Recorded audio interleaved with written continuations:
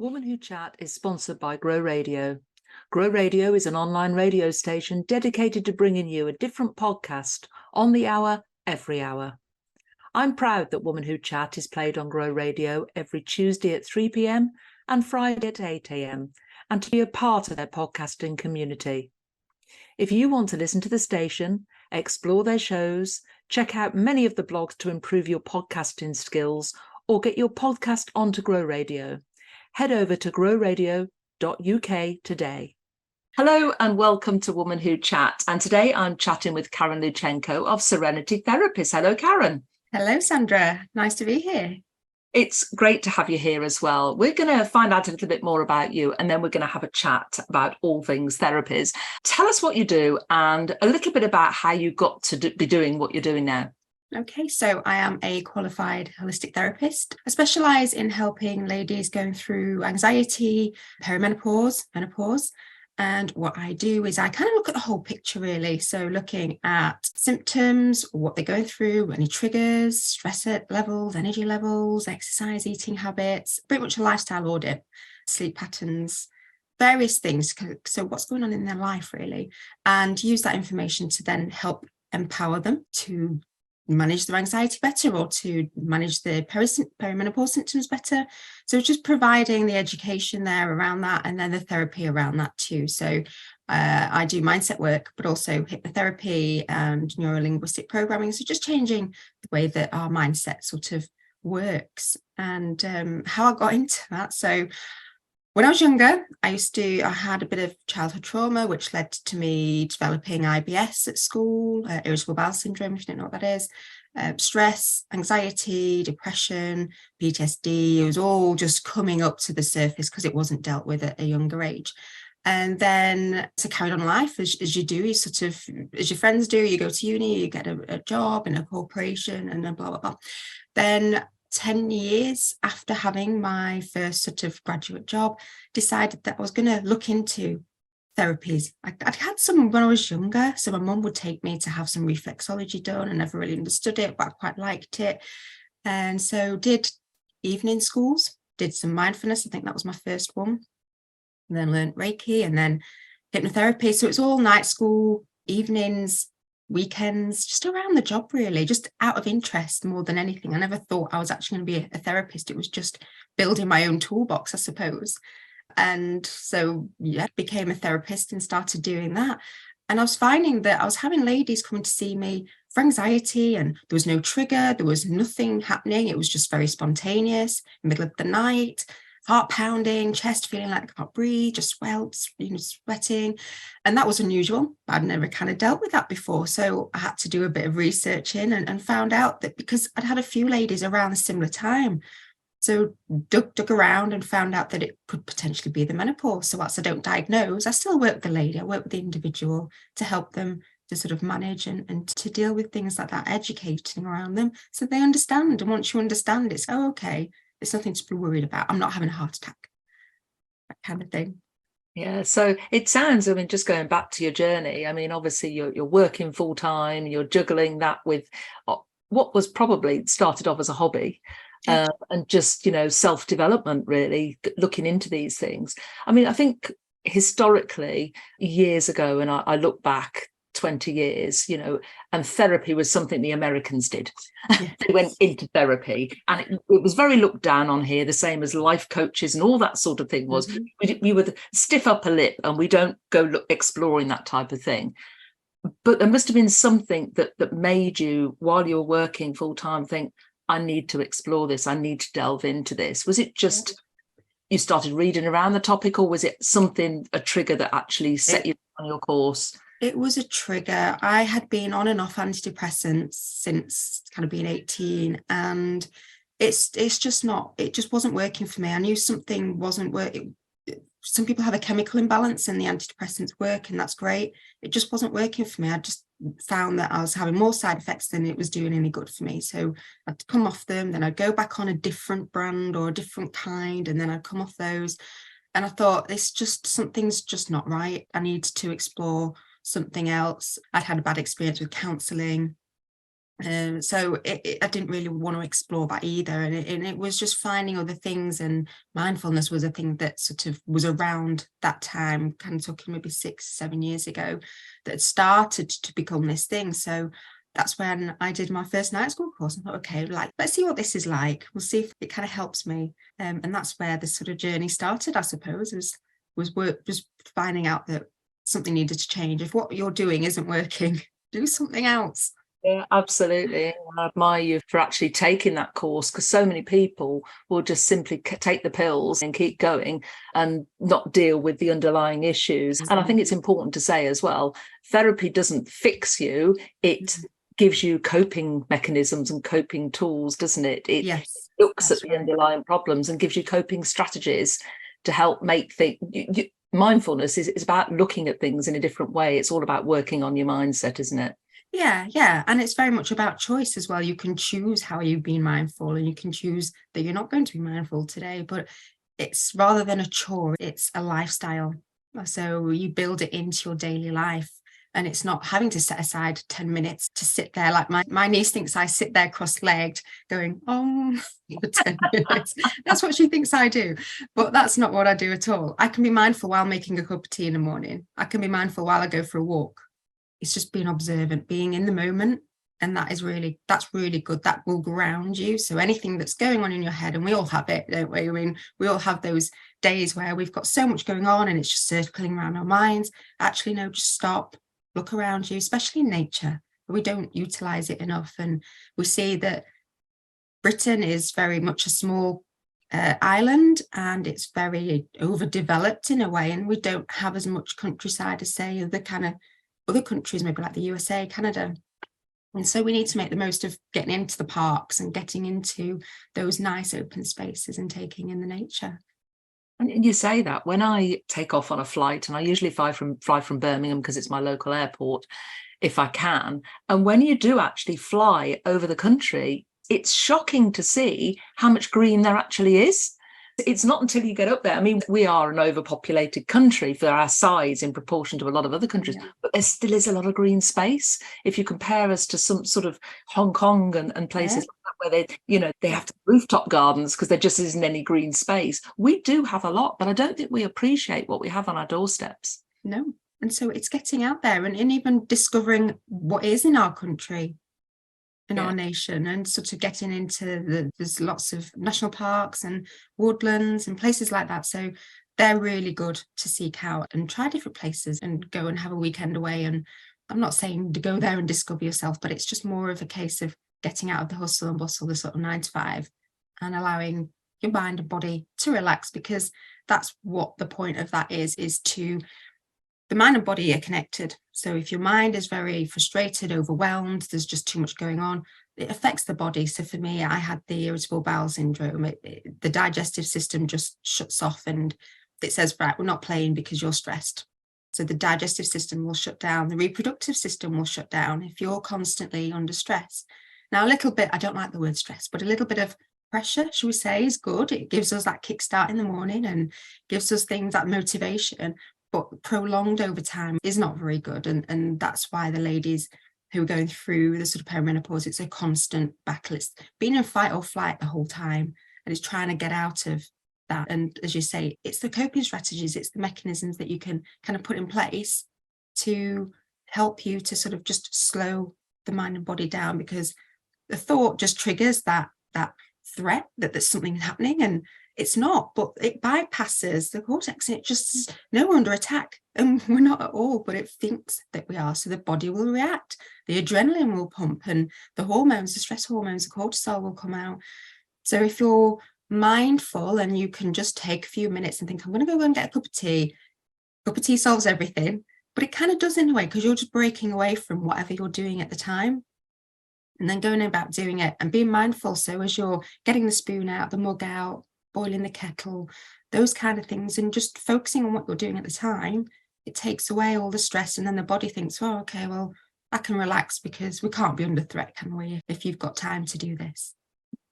I mean, let's talk mobile phones, because I think technology has played a huge Oh. part in the stressful lives that we live, because we're living, I very rarely see, if I take the dog for a walk, for example, to the park, I don't take my phone. I don't even take it with me. I used to. And then I thought, well, actually, do I need it? I'm going to be on it. I'm going to be doing something with it. Leave it behind. And it's a security thing as well. You know, if I leave the phone behind, nobody can steal it off me. But I started doing that in lockdown, and I thought, no. And because lockdown was so, we were like in a bubble at the time, because there was no cars on the road, you know, you could hear the birds. It was beautiful summer, but it made me appreciate more what's around me. And I've retained some of those things. And one of those things I retained was having mobile phone free time, where I didn't look at my phone. But do you think mobile phones have added to that anxiety, that stress, that build up, that pressure? Absolutely. Yeah. I think it has. So with the younger generation, it's the whole thing about the comparisons and needing to look perfect, and the filters and the turkey teeth and all the kind of like everything that goes around appearance. But I mean, when I started working, and you didn't really have smartphones as such, it was you'd be able to be contacted on the phone. But now it's moved so that you can have your work emails on your phone. You can have, it's constant. You're just constantly being able to be contactable. Back in the day, if you were out, if someone rang your landline, well, you were out. If you were lucky enough to have an answer machine, then they could leave a message, but you weren't there. You weren't chained to your phone. Whereas now I think everything's too instant. You could go to a fast food place and you get the instant food. So we're just so used to things being so quick. And we were never like that in the prehistoric days. We were never like that. The only threat that we had was maybe a dinosaur or a woolly mammoth or maybe another tribe or something like that. But things were slower paced. We didn't have the stress. We had the nature, clearly. We don't have all the sort of the houses and the buildings that we do now. Everything was just much slower paced, but now it's so fast and it's so instant, and you feel like you've got to reply straight away.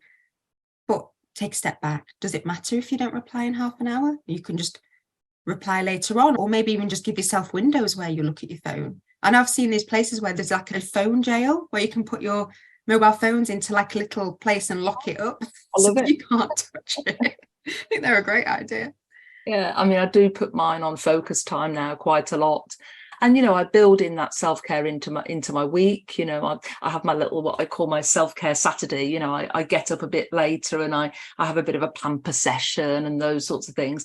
And I must admit, you know, I do go and take my coffee in the garden, just sit there. I don't take my phone out with me. It's just nice to appreciate what's out there when the weather's nice, of course. Yeah. And other little things that probably I didn't do before, but I still find myself sometimes, you know, racing on to the next thing. My mind is constantly whirring, and it is very difficult to switch things off and just be, isn't it? Yeah, it is, because we're kind of programmed to always be thinking, because if we didn't think, we wouldn't be able to cross the road safely. You know, we have to always be thinking. So we can't ever be sort of brain dead where we're not without our thoughts. But the thing is, when you're having that cup of tea, and I do the same, I've got a bird's nest, so I'll kind of watch the birds coming in and out, and a thought will pop into my mind, and I'll acknowledge as a thought, and I'll kind of say, right, I'll send you away because I don't need you right now. If it's an important thing, I'll make sure I've got a pen and paper and maybe write it down. I think I'll come back to that later. It's not important right now. What's important right now is that I enjoy my tea or my coffee, and that I'm just going to sit here until I've finished it, and then I can move on. So having regular breaks, it not only helps your mind, but it's that productivity as well. Because if you're constantly on the go, you're going to burn yourself out. So taking those little breaks every now and again, and like you said, the focus on the phone is amazing, because you could even set yourself maybe a timer that, right, I'm going to be really focused for 10 minutes now, and then you sort of then reward yourself with a little break or something like that, or allow yourself a couple of minutes on the phone. But it's so addictive, because you start going on one app, and then there's the next app, and then there's notifications, and before you know it, you've been on there an hour. Yeah, it is. It can be what I call a time hoover. I mean, we're coming back to the the anxiety and the stress that women suffer. We do try and juggle. We do try and do it all. We do see it as a sign of weakness if we can't cope. We feel that enormous external pressure that we've got to be everything to everybody.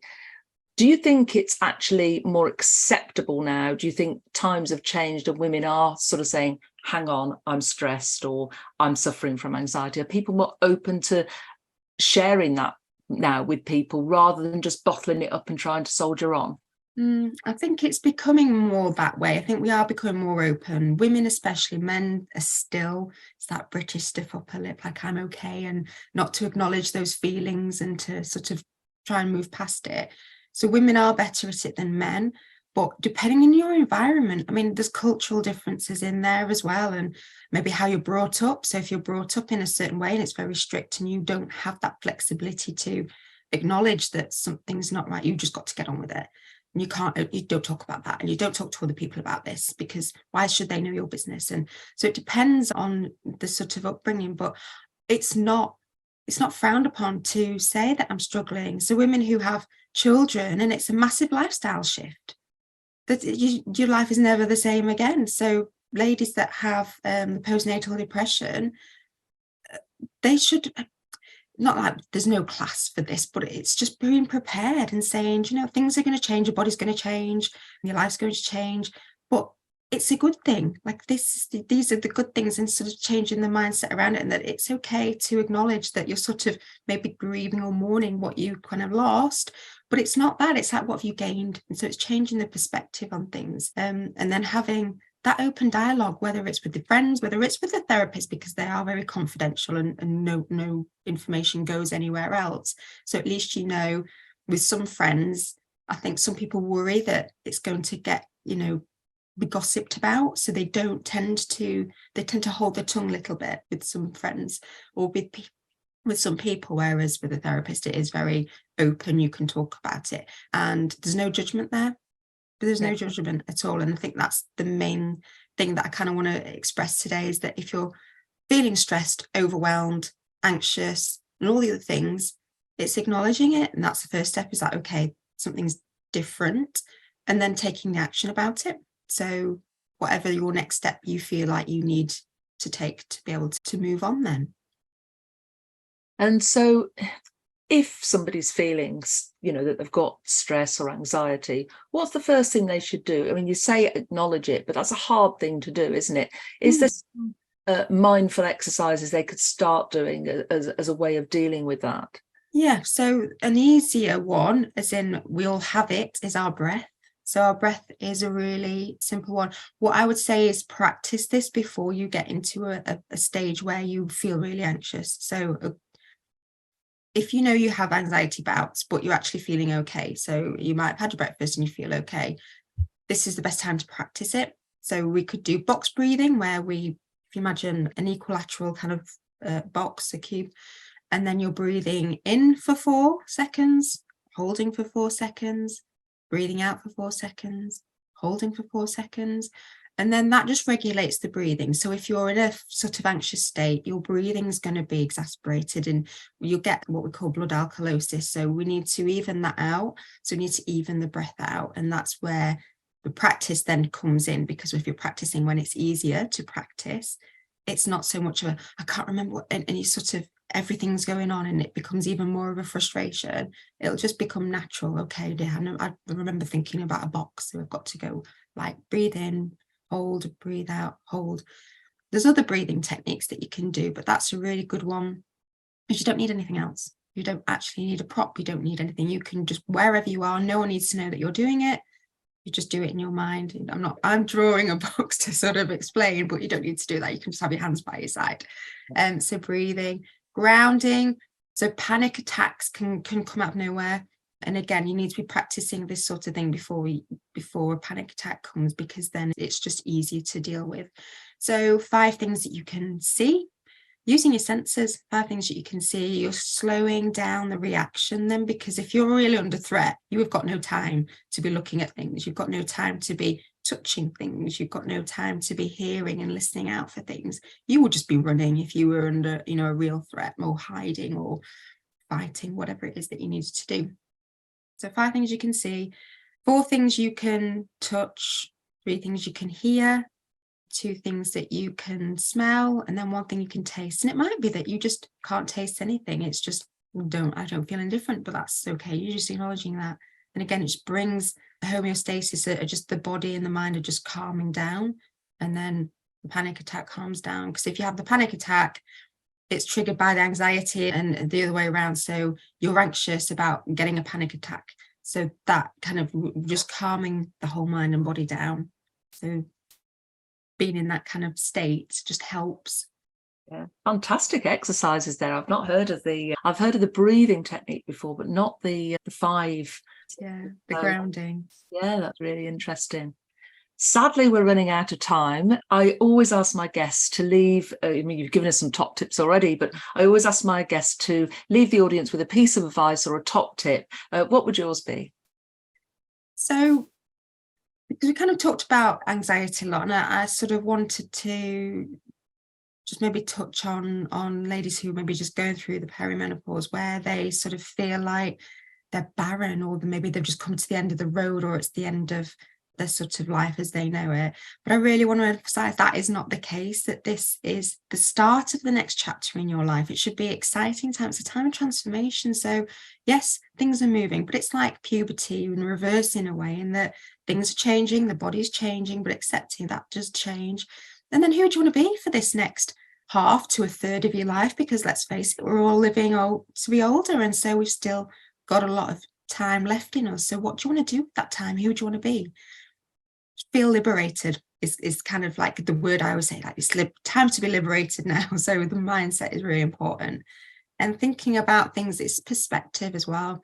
So one of my really good friends at school, she died when she was in her 20s. So she'll have never got to experience and got to this point. So getting to this point is a privilege that is denied to so many. So I always think about her and think, okay, like I know she would have just breezed through this because that was her sort of mindset around it. And she'd have just been laughing if I'd have said something about whatever, or going through kind of the stage when I had my antidepressants and sort of looking a bit like zombie-like. She would have just taken the rip. But that was her. And she was just this ball of energy. And so I think I owe it to her to live the life that I can to the full, and to look after myself. Put on my own oxygen mask before helping others, because if I'm feeling good, then I help everyone else. And that, as a therapist, we all know that's really important, that we do look after ourselves, because if we're feeling depleted, then the clients aren't getting the best of us. I love that. It's a really good way to look at things, a really great perspective. And thank you for sharing that, Karen. It's great chatting you to Karen today. That's Karen Lewchenko of Serenity Therapies. Thank you. Thank you.